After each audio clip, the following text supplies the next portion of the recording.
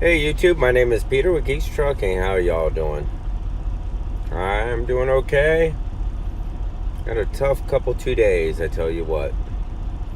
So, y'all, if you watch my videos, should know that I got a gooseneck RGN. Yep, gooseneck. To make a long story short, yesterday I showed up at my place to pick up this giant big digger, and well, they told me I had to drive the thing. Well, I don't know how to drive it, so I couldn't do it. Never driven one before. So, but they said, okay, well, come back 6:30 this morning, not a problem. Now, I was planning on just spending the night on the property where I was. I figured that'd give me some time to play around with the gooseneck a little bit, get it disconnected, reconnected, disconnected, reconnected, and maybe get a little bit of practice in. Well, so I finally get the gooseneck completely disconnected. It wasn't that difficult. It was actually pretty easy.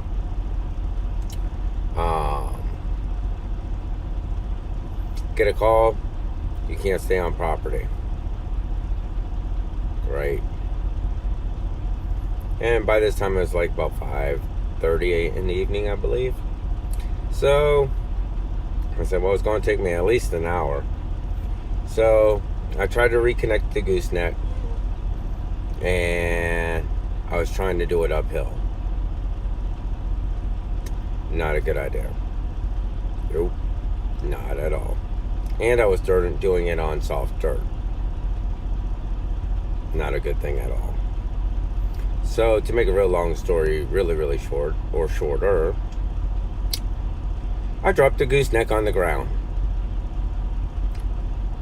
It was still connected to the fifth wheel, yes, but the gooseneck got dropped to the ground, and it's not supposed to be. And basically, it makes it very difficult, if not near impossible, to correct that. Now, my options at that point was pretty much gone. Done. Wait until tomorrow for a forklift. I'm literally stuck. I can't get off the property. The gooseneck's dragging on the ground. Yep. Could have moved forward, could have moved backwards, dug a good, I don't know. About a 10-inch hole into the ground. And didn't know what to do. But I don't like getting defeated. And that felt like a defeat. So I got back in my truck. I was talking to someone on the phone. I said, whoa, wait a second. I have an idea. Let me go. So I got off the phone. Now, there's one thing I have on this truck that I have plenty of. Chains and binders. Now, I know that the fifth wheel pivots. And if I could get it to pivot enough, I could get it off the ground and into the trailer. So with 2 3/8 chains and 2 binders, I connected the hooks to the gooseneck, connected the other end to the frame of the tractor. And then I went to work. About 30 minutes later, 40 minutes later, an hour later, I don't even know. I could have been doing it for 2 hours for all I know, tell you the truth. The gooseneck was up. I was able to pivot it, just like I thought I could.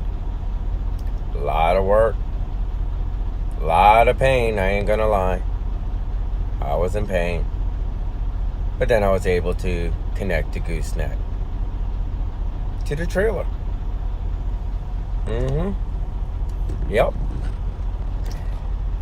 The guy met me out there, let me off property because I was the only person on property at that time, because they didn't bother to check to see if anybody was on site. They just assumed everybody left.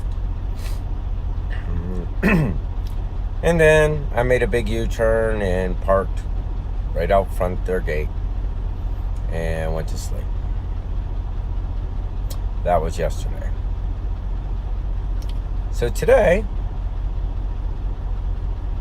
I went back up the gigantic hill that I had to go up to get this big piece of machinery. Disconnected the trailer. Everything's good. They put the machinery up on top of the trailer. I chained it and the way this machinery is supposed to be, but of course the hooks would not fit through the holes in this machinery. So I had to take apart the chain, pull out the carter pin, and just fed the chain. And then when it came out on the other side, I put the carter pin in and reconnected the chain, looped it, good to go. Crossed it, X'd it like I'm supposed to, and tried to reconnect the gooseneck. This time when I did disconnect the trailer, I made sure that it was going uphill instead of downhill, because I thought it would be easier. Nope, it was not easier.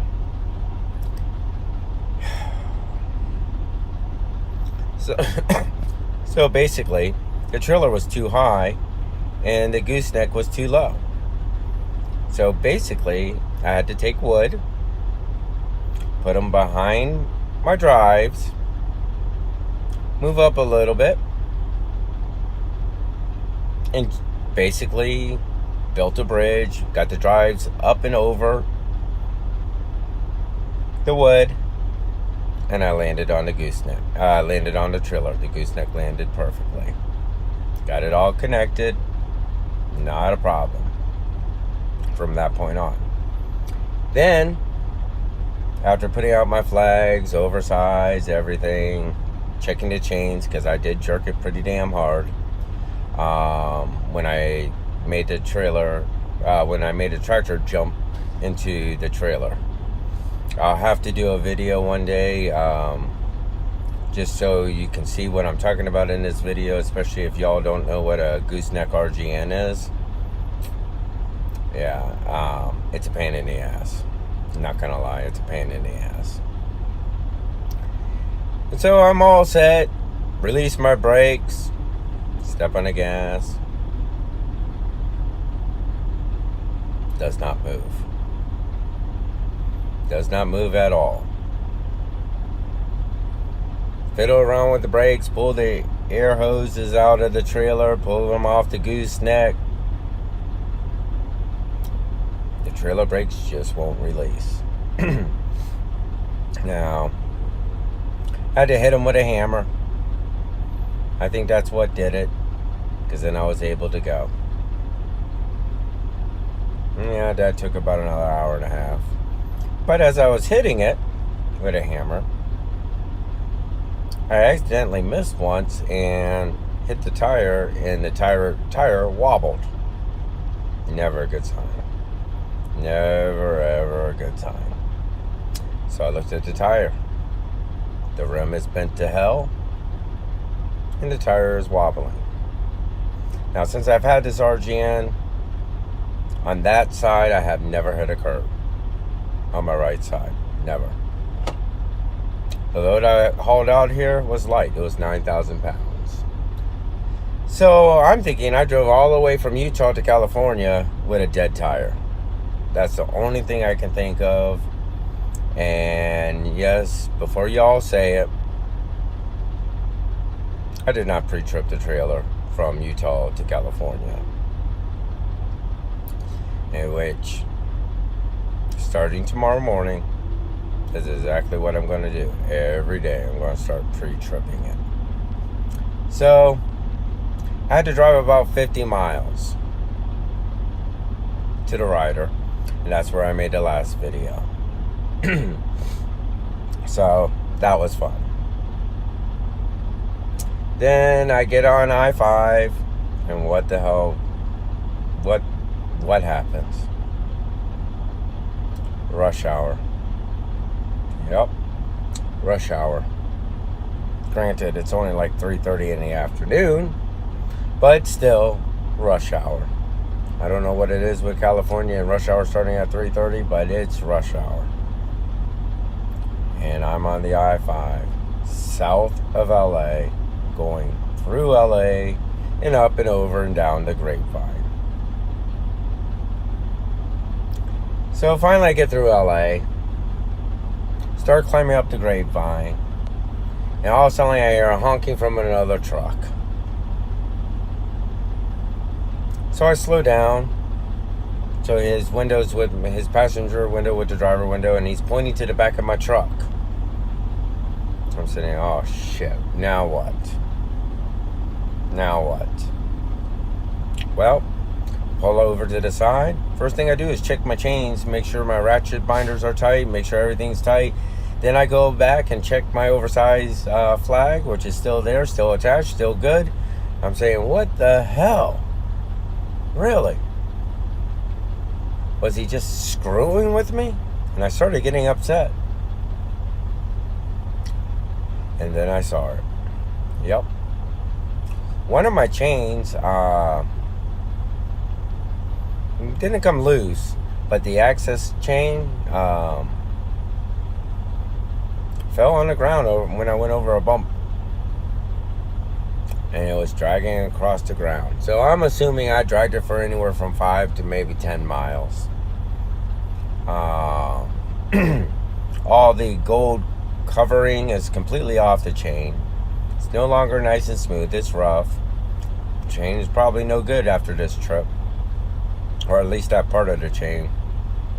Because if I decide I can't use it, I'm going to cut off the bad links. And then I have part of a chain, which is still usable with what I do. So it's not a waste of anything. I'll just repurpose it. But that was my last 2 days. The load was supposed to be delivered yesterday, but they moved it to today. Now they moved it till tomorrow. So yeah, I'm about 100 miles, 150 miles out. So I'm going to get up bright and early because I'm tired. I had a heck of a day, and get it there tomorrow. So just remember, never ever say it's going to be an easy run. It's going to be an easy load. Every time I say that, nope. It's never an easy run, and it's never an easy load. So that's Murphy kicking me in the butt saying, hey, he's still here watching. So it is what it is. That's trucking. I learned a lot. The last 2 days, the amount I learned is amazing. People told me that they would never have ratcheted that gooseneck up. They told me I was crazy for doing it. It's too much work. Well, my other option is to hire a forklift. And I ain't spending the money if I can do it manually. I don't care how long it takes. I'm going to do it. I'm going to get it done. So, yep. But that's my story for the last 2 days. It's been fun. It's been aggravating. It's been frustrating. It's been annoying.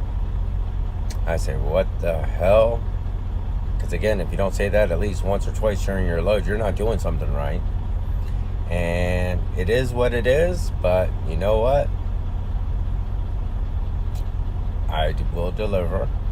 They will get their stuff. It will be in perfect working condition. It will be safe.